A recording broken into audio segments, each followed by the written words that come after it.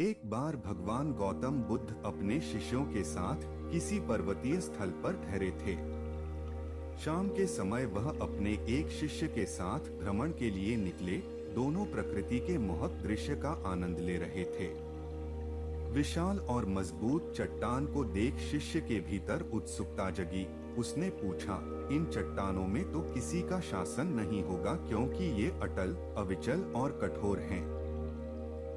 शिष्य की बात सुनकर बुद्ध बोले कि नहीं, इन शक्तिशाली चट्टानों पर भी किसी का शासन है।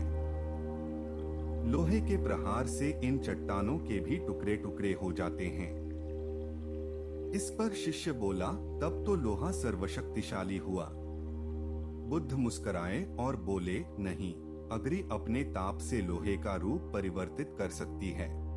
उन्हें धैर्यपूर्वक सुन रहा शिष्य बोला, इसका मतलब अग्नि सबसे शक्तिवान है।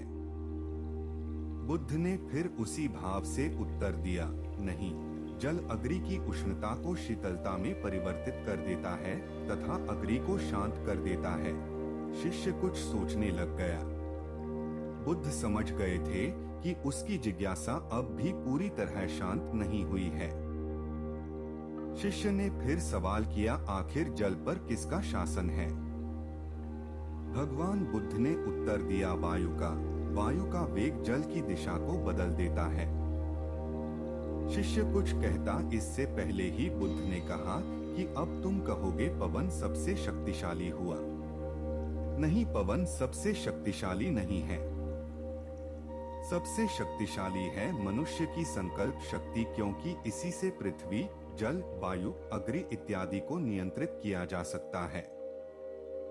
जीवन में कोई भी महत्वपूर्ण कार्य संकल्प शक्ति के बगैर असंभव है, इसलिए अपने भीतर संकल्प शक्ति का विकास करो।